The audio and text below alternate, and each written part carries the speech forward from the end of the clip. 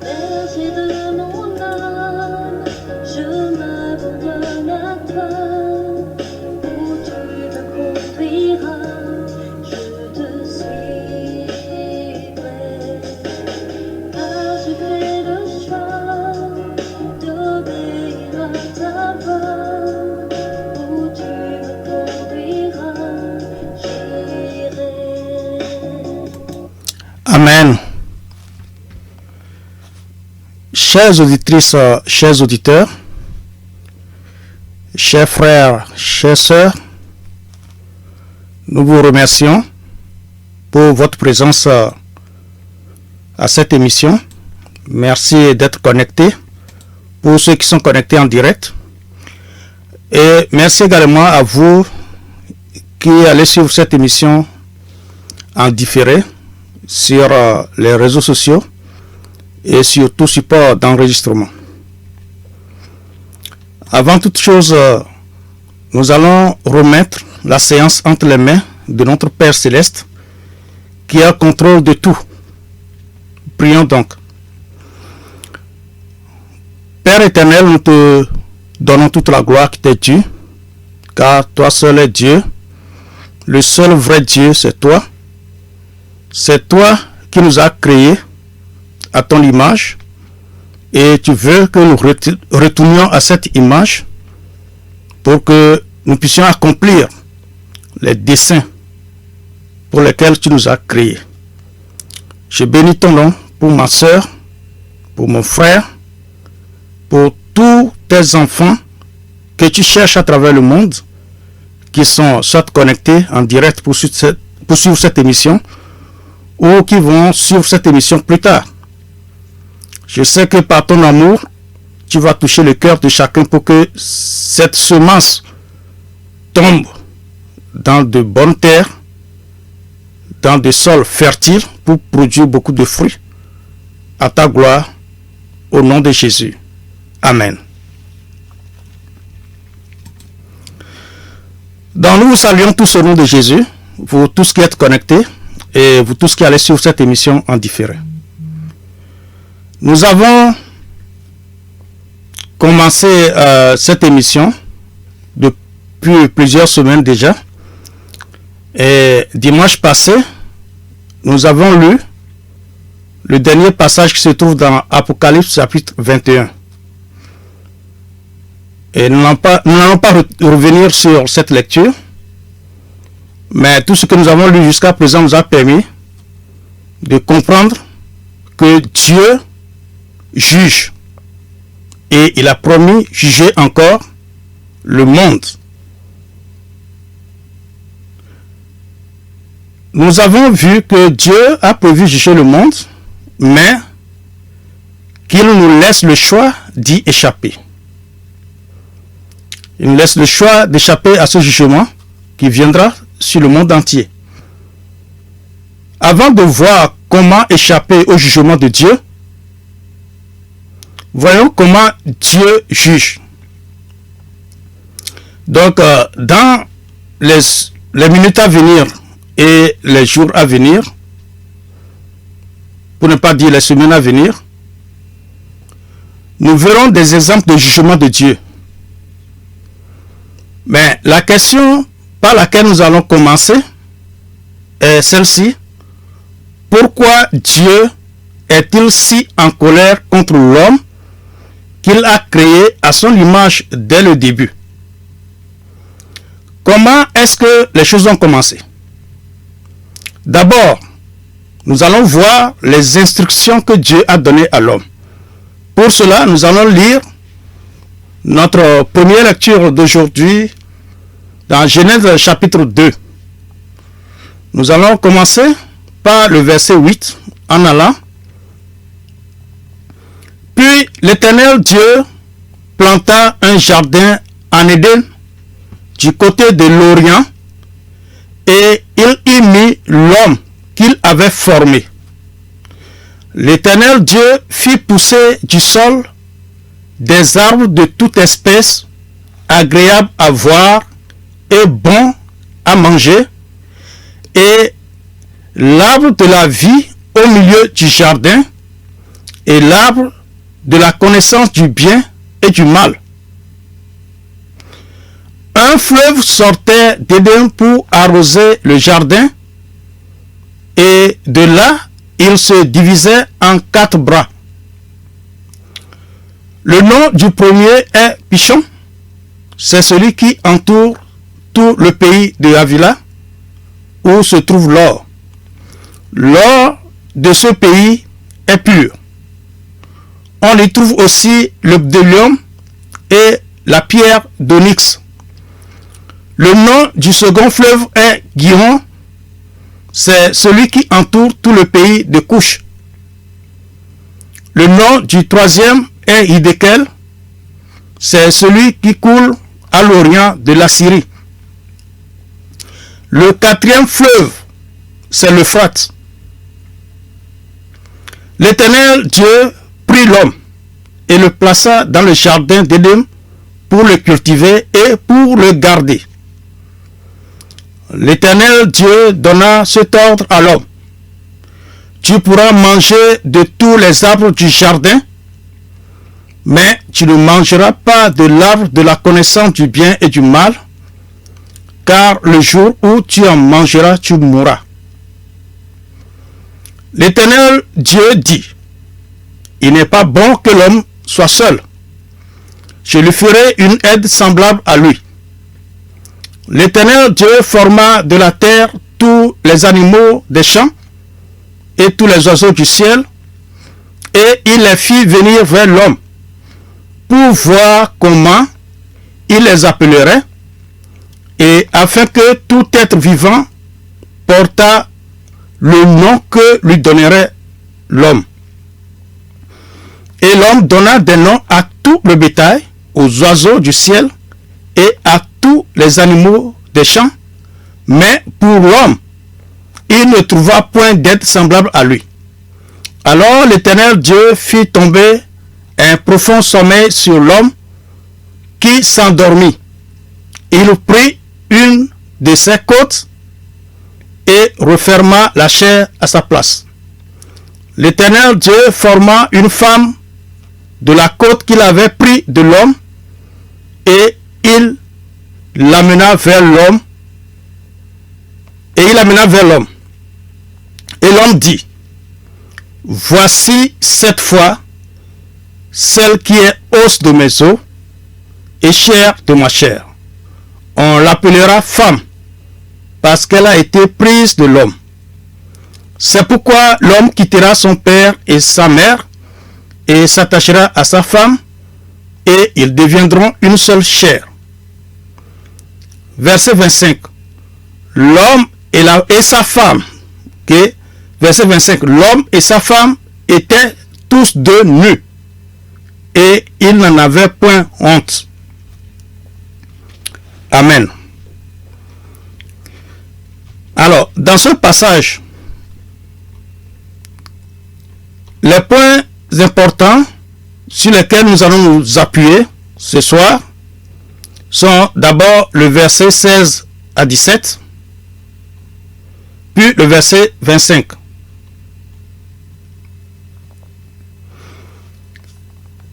L'homme, comme nous l'avons vu, a été créé après le conseil que Dieu a tenu avec tous ceux qui l'entourent. Par là, nous pouvons comprendre que Dieu a un conseil, Dieu a un gouvernement, parce que seul on ne peut pas dire non. Il a dit, faisons l'homme à notre image, selon notre ressemblance, dans le premier chapitre. Ensuite, lorsque l'homme a été créé, Dieu l'a placé dans un jardin qu'on désigne comme jardin d'Éden. Et Dieu, la Bible a pris soin de donner les détails sur ce jardin. Et ces détails sont pour nous aujourd'hui, qui avons étudié et souvent cherchons à mieux comprendre les choses, ce qui est normal. Dieu l'a prévu. Donc Dieu avait placé des indications qui devaient nous permettre de localiser sur terre l'endroit où se trouverait probablement ce jardin. Et lorsque nous lisons les fleuves dont Dieu a parlé, il y a plusieurs fleuves dont nous ne pouvons donner des détails que après avoir fait d'autres recherches historiques. Mais il y a un qui nous suffit de taper sur Internet pour situer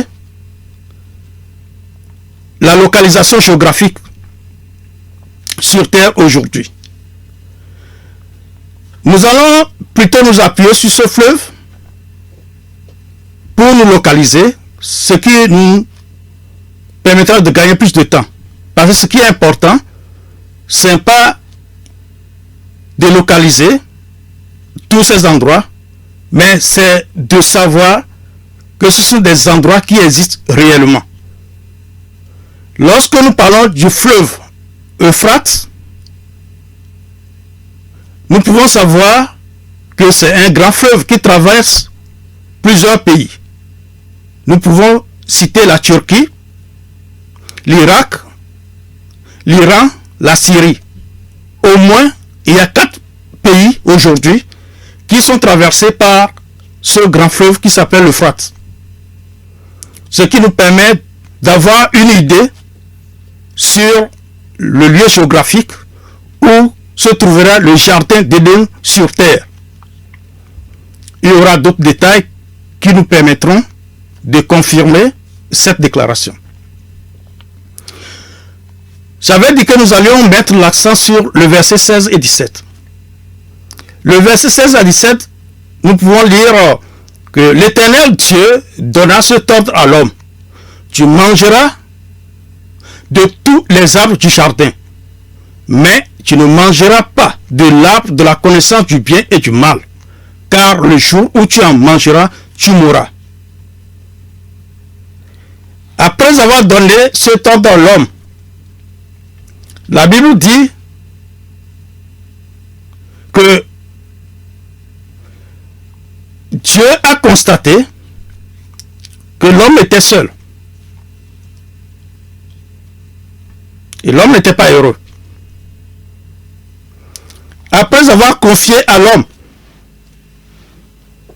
la responsabilité de continuer, de compléter en quelque sorte sa création en donnant des noms, parce que Dieu a créé des choses, mais il n'a pas donné des noms à ces choses-là. C'était la responsabilité que Dieu avait confiée à l'homme de donner des noms. Ce qui veut dire que si nous rassemblons ces idées, premièrement, créer l'homme à notre image, puis à notre ressemblance. Plus tard, Dieu lui confie des responsabilités, et après avoir créé toutes choses, il demande à l'homme de donner des noms à ces choses-là. Ça veut dire que dès le début, Dieu voulait associer l'homme à son gouvernement. Dieu voulait que l'homme soit Dieu sur terre. Parce qu'après avoir donné des noms, il lui a confié la gestion du jardin d'Éden pour que l'homme en prenne soin. Et cette responsabilité que Dieu a confiée à l'homme, nous allons voir plus tard, n'était pas de bon goût aux yeux de certains archanges qui avaient une grande importance aux yeux de Dieu, qui avaient une grande importance devant Dieu, mais qui avaient failli. Je le signale pour que lorsque nous allons dérouler les faits, vous puissiez vous en souvenir. Un autre fait que nous devons comprendre, lorsque Dieu donnait des instructions à l'homme, la femme n'était pas encore en activité. Un autre point important, c'est le verset 25, qui dit que l'homme et sa femme étaient tous deux nus. Ok? Ils étaient nus. La Bible précise que ils n'en avaient point honte. C'est très important à souligner également. L'homme et la femme étaient nus. Mais la seule différence, ils n'avaient pas honte d'être nus. Nous continuons notre lecture dans le 3e chapitre de Genèse. Nous commençons par le verset 1. Puisque j'avais déjà souligné que la responsabilité que Dieu avait confiée à l'homme n'était pas de bon goût de certains archanges. Et c'est ce que nous allons commencer de voir ici. Chapitre 3, Genèse chapitre 3, à partir du verset 1. Le serpent était le plus rusé de tous les animaux des champs que l'Éternel Dieu avait fait. Il dit à la femme, Dieu a-t-il réellement dit, vous ne mangerez pas de tous les arbres du jardin? La femme répondit au serpent, nous mangerons du fruit des arbres du jardin. Mais quant au fruit de l'arbre qui est au milieu du jardin, Dieu a dit, vous n'en mangerez point et vous n'y toucherez point, de peur que vous ne mouriez. Je m'arrête là pour attirer notre attention sur un autre fait.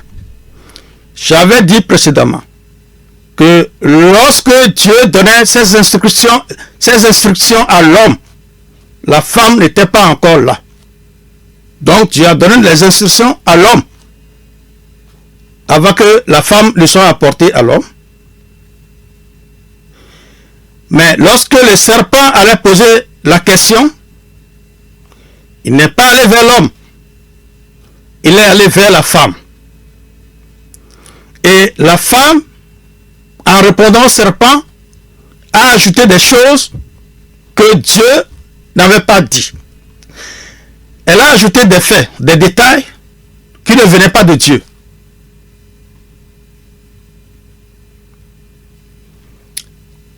Pourquoi nous soulignons cela? Parce que le diable cherchait une faiblesse pour pouvoir renverser l'ordre que Dieu avait établi. Lorsque la femme ajoute à la parole de Dieu, le diable le tient déjà. Et le diable la tient déjà. Et c'est sur ça que le diable va construire maintenant son plan de destruction. Alors, verset 4, alors le serpent dit à la femme, vous ne mourrez point, mais Dieu sait que le jour où vous en mangerez, vos yeux s'ouvriront et que vous serez comme des dieux, connaissant le bien et le mal. Comme je l'avais dit précédemment, Dieu avait un plan pour l'homme. D'abord, le créant, il a pris soin de le créer à son image et selon sa ressemblance. Un détail que j'aimerais ajouter ici, c'est que la Bible dit que Dieu est esprit. Et si Dieu a créé autre chose qui le ressemble, cette chose ne pouvait être qu'un esprit. Et nous avons vu, vous allez lire le chapitre 1 pour voir les détails, comment Dieu a créé l'homme. Il a créé en en soufflant dans de l'argile qu'il a formée. Et pourquoi l'argile? Dieu n'était pas constitué de l'argile. Parce que la mission de l'homme était sur terre, dans le matériel, et l'homme avait forcément besoin d'un corps matériel pour pouvoir tenir sur terre et accomplir la mission que Dieu lui a confiée.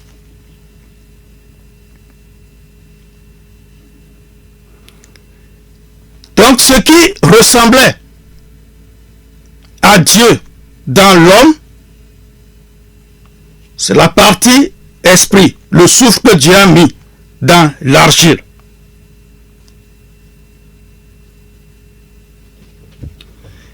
Et j'ai souligné également que en demandant à l'homme de compléter sa création, Dieu faisait déjà de l'homme Dieu sur la terre. Satan, le serpent ancien dont la Bible nous parle, qui est allé voir la femme, lui dit: vous ne mourrez point. Mais Dieu sait que le jour où vous en mangerez, vos yeux s'ouvriront et que vous serez comme des dieux, connaissant le bien et le mal. Ce n'est pas en mangeant le fruit que l'homme devient Dieu. Nous allons voir les conséquences de l'acte d'avoir mangé le fruit. Verset 6. La femme vit que l'arbre était bon à manger et agréable à la vue, et qu'il était précieux pour ouvrir l'intelligence. Elle prit de son fruit et en mangea. Elle en donna aussi à son mari qui était auprès d'elle, et il en mangea. Les yeux de l'un et de l'autre s'ouvrirent. Ils connurent qu'ils étaient nus, et ayant cousu des feuilles de figuier, ils s'en firent des ceintures. Alors ils entendirent la voix de l'Éternel Dieu qui parcourait le jardin vers le soir, et l'homme et sa femme se cachèrent loin de la face de l'Éternel Dieu au milieu des arbres du jardin. Mais l'Éternel Dieu appela l'homme et lui dit: où es-tu? Il répondit: j'ai entendu ta voix dans le jardin et j'ai eu peur parce que je suis nu et je me suis caché. Et l'Éternel Dieu dit: qui t'a appris que tu es nu? Est-ce que tu as mangé de l'arbre dont je t'avais défendu de manger? C'est le début. Dieu avait prévenu l'homme que le jour où il mangerait cet arbre, ce fruit, il mourrait. C'est la raison pour laquelle, pour nous permettre de comprendre la mort dont Dieu a parlé, il a souligné au verset 25 que l'homme et sa femme étaient nus, mais ils n'en avaient pas honte. Donc, ils ne se cachaient pas. Sûrement, si Dieu est allé vers eux à une période de la journée, ce n'était pas la première fois. Mais cette fois-ci, Dieu même était étonné de la réaction de l'homme et de la femme. Il les a cherchés, il les a pu retrouver. Et il appelle maintenant l'homme, dit qu'ils ont entendu sa voix et ils avaient eu peur. Pourquoi avoir peur? Pourquoi l'homme devrait avoir peur soudain alors qu'il n'avait pas peur avant? Et pourquoi l'homme allait chercher des feuilles pour en faire une ceinture pour cacher son sexe? Alors que la Bible nous dit qu'ils étaient nus, mais ils n'en avaient point honte. Lorsqu'ils ont mangé le fruit, ils ont eu peur, ils se sont cachés, ils ont commencé par avoir honte de leur nudité. ce qui n'était pas. La peur. Et c'est ce qui est le signe de la mort spirituelle de l'homme. Il a désobéi. Dieu lui a dit, quand tu vas manger ce fruit, tu vas mourir. La mort dont Dieu a parlé n'était pas cette mort physique qui devait faire disparaître l'homme. Mais le lien qu'il y avait entre l'homme et Dieu était brisé. Le lien de confiance était brisé. L'homme a perdu quelque chose. Au lieu de gagner et devenir Dieu, nous voyons que l'homme a perdu quelque chose. L'homme n'a pas gagné en mangeant ce fruit. L'homme a perdu cette relation avec Dieu. L'homme a perdu en ce moment-là son côté divin. Conséquence, il a commencé par avoir peur de Dieu. La peur est rentrée dans sa vie. Vous pouvez lire le reste. Je vais gagner du temps en sautant quelques versets, certains détails qui concernent la justification de l'homme et de la femme. Le verset 14 nous dit, l'Éternel Dieu dit au serpent, puisque tu as fait cela, tu seras maudit entre tout le bétail et entre tous les animaux des champs. Tu marcheras sur ton ventre et tu mangeras de la poussière tous les jours de ta vie.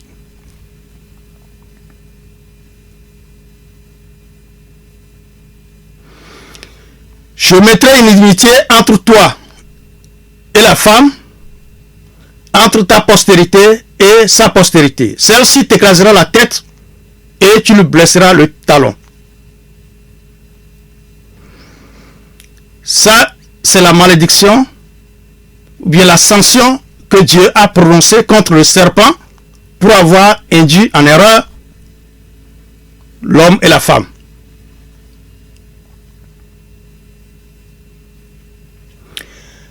Dieu a prononcé une sentence contre l'homme. Verset 19 dit, c'est à la sueur de ton front que tu mangeras du pain jusqu'à ce que tu retournes dans la terre d'où tu as été pris, car tu es poussière et tu retourneras dans la poussière.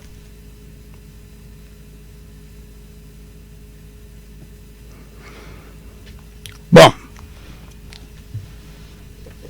vous allez lire le reste des passages. Moi, je vais sortir quelques versets pour nous permettre de tirer une leçon de tout ce qui s'est passé dans ce chapitre de Genèse.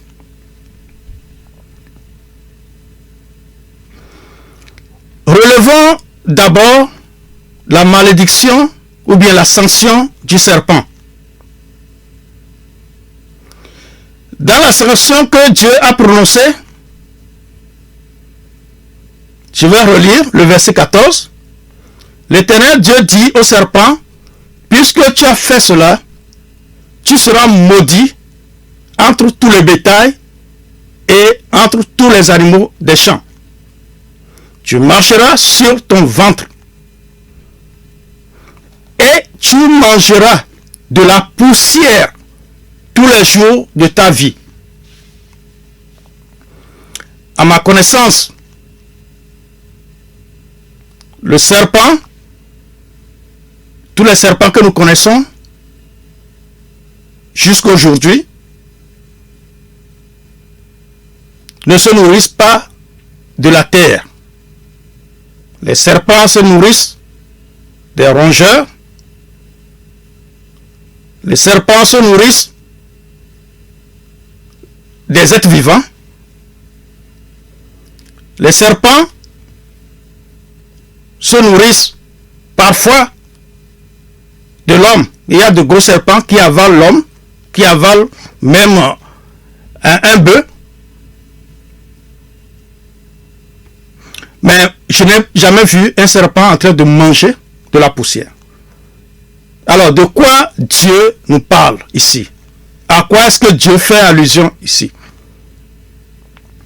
Quand il dit, tu mangeras de la poussière tous les jours de ta vie. Mais la sanction de l'homme, la sentence de l'homme est celle-ci, verset 19. C'est à la sueur de ton front, de ton visage que tu mangeras du pain, jusqu'à ce que tu retournes dans la terre d'où tu as été pris, car tu es poussière, et tu retourneras dans la poussière. La question que nous pouvons nous poser, Dieu dit au serpent qu'il va se nourrir de la poussière tous les jours. Et la sentence de l'homme, c'est qu'il retourne à la poussière. Si le serpent doit se nourrir de la poussière et que l'homme retourne à la poussière, qu'est-ce que Dieu veut dire indirectement? Nous comprenons par là, le serpent étant condamné à manger la poussière tous les jours et que l'homme devienne poussière, forcément, le serpent mangera l'homme. Et le manger ici a un autre sens. C'est la raison pour laquelle nous voyons tous les descendants ou les serviteurs de serpents, c'est-à-dire de Satan, aiment le sang. Partant du sang des animaux jusqu'au sang de l'être humain. En clair, c'est Dieu qui a remis l'homme entre les mains de Satan. Par la sentence que Dieu a prononcée, l'homme est devenu la nourriture de Satan. Et si vous êtes dans un milieu et vous entendez des crimes rituels, vous entendez des sacrifices humains, il faut savoir que cela ne date pas d'aujourd'hui. Depuis que l'homme a péché et est spirituellement mort, coupé de Dieu, l'homme est devenu la nourriture de Satan. Vous voyez ces choses se dérouler et vous criez, si Dieu existe, pourquoi il y a ces atrocités? Si Dieu existe, pourquoi cette méchanceté? Pourquoi on sacrifie les hommes? Dieu existe bel et bien et c'est lui-même qui l'a fait. Parce que l'homme, à partir du moment où il a désobéi, n'est plus l'homme que Dieu a créé. L'homme a changé. Et aux yeux de Dieu, l'homme n'a plus sa valeur.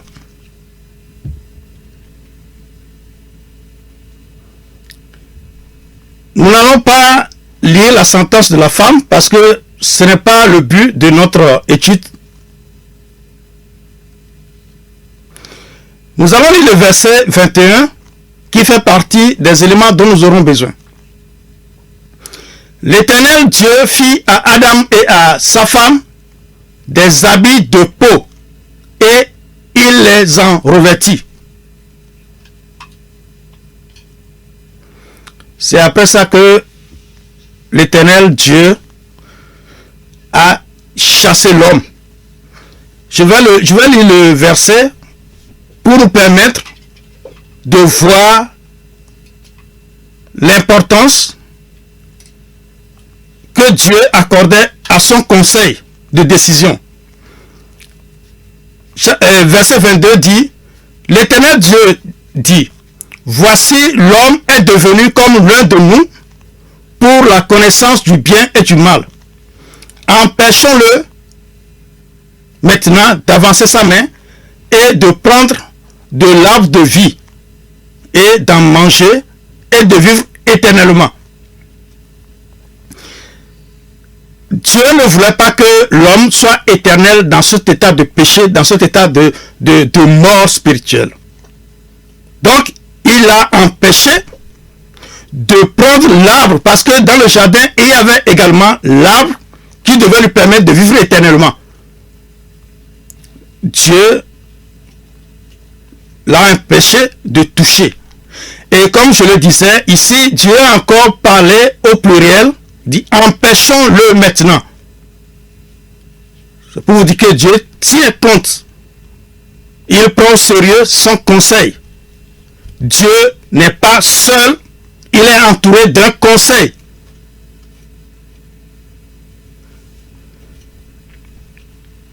Chers amis, nous allons ramasser les idées qui se cachent derrière ces passages que nous avons lus.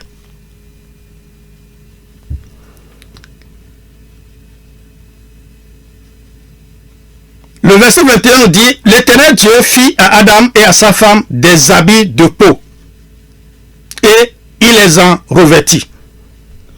Lorsque Adam et Ève ont mangé le fruit, ce qu'ils n'avaient pas l'habitude de faire a commencé soudain.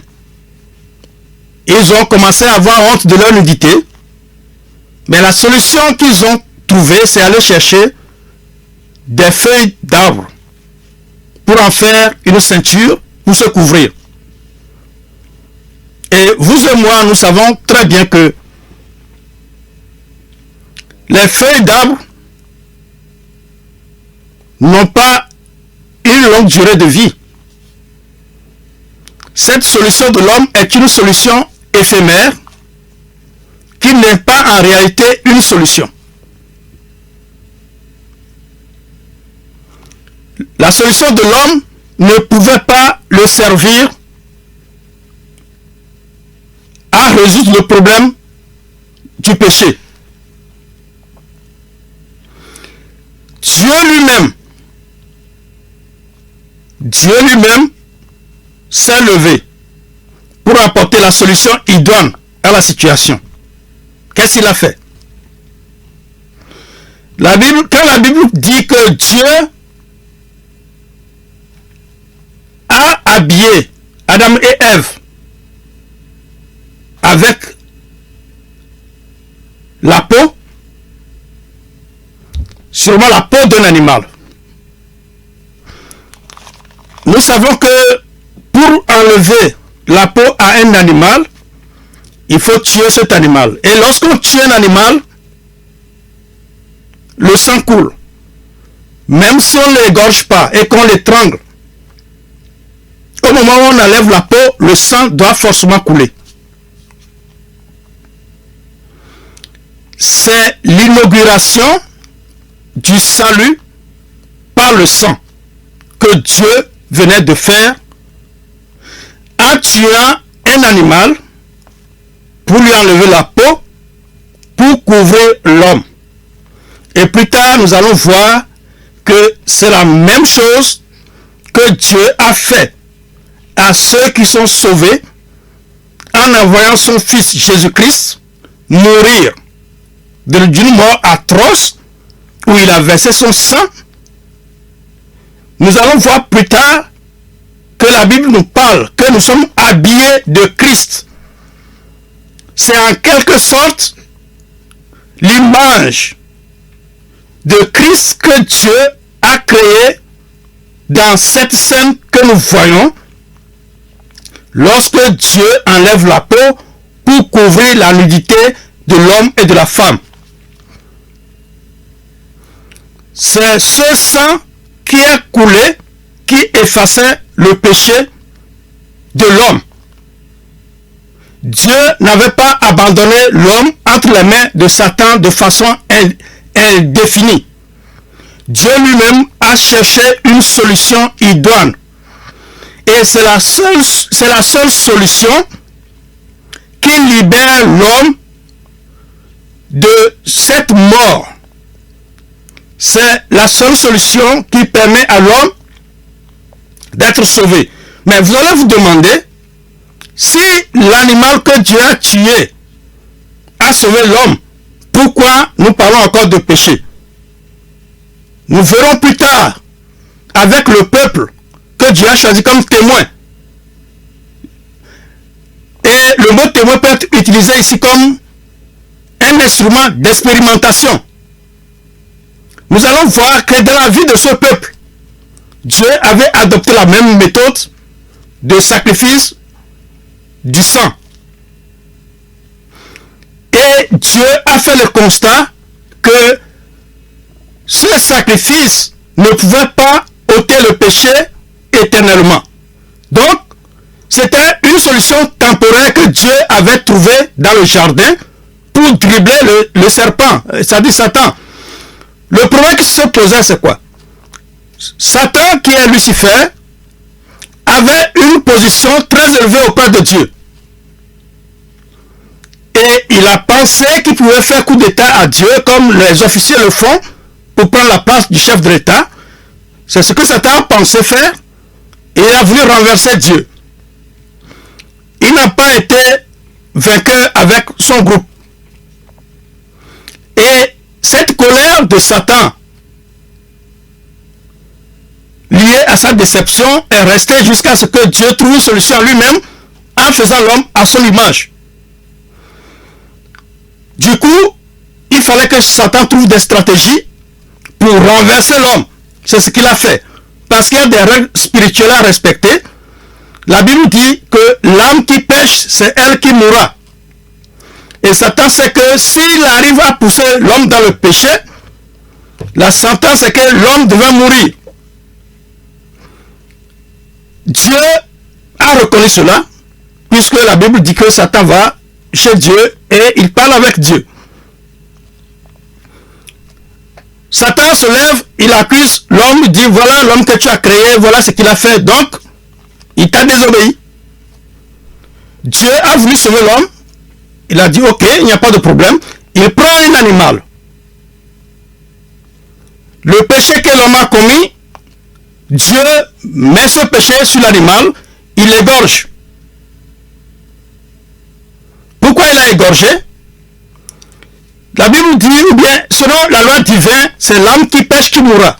Donc, l'homme devait mourir. Symboliquement, Dieu transfère le péché de l'homme sur un animal, temporairement, bien sûr. Et il demande maintenant à Satan, ok, qui a péché? Il dit c'est l'homme, ok, ben où est le péché? Satan regarde, le péché n'est plus sur l'homme. Le péché est où? Le péché est déposé sur un animal. Satan doit respecter les règles divines. Il dit ok, ben le péché est maintenant sur l'animal. Dieu dit ok, qui va mourir? Dit l'animal. Alors Dieu tue l'animal. Légalement, il enlève la peau pour couvrir la nudité de l'homme. C'est là que Dieu a inauguré le sacrifice du sang comme un instrument d'expiation des péchés. C'est ce qui va être institué dans la vie du peuple d'Israël. Mais plus tard, Dieu a reconnu que cette solution était éphémère, n'était pas une solution définitive, mais c'était l'image de ce que Jésus allait venir faire. C'est comme ça que nous tous, nous devons être sauvés, et il n'y a pas d'autre moyen, il n'y a pas de plan B par rapport à cette solution de Dieu. Chers amis, nous allons continuer dimanche prochain si Jésus ne revenait pas. Et alors, nous allons continuer notre lecture pour voir comment les choses ont évolué pour que l'être humain soit sauvé. Et c'est la bonne nouvelle que nous sommes en train d'annoncer. C'est ce que Jésus avait demandé d'annoncer. Donc nous allons le remercier et nous retrouver dimanche prochain.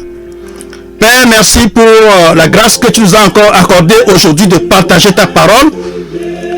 Mon souhait est que tous ceux qui ont suivi cette émission puissent comprendre. Et ceux qui vont l'écouter en différé également comprennent. Et donne le courage à ceux qui n'ont pas compris de poser des questions pour que nous puissions les amener dans ce que tu veux que nous sachions pour être sauvés au nom de Jésus. Amen.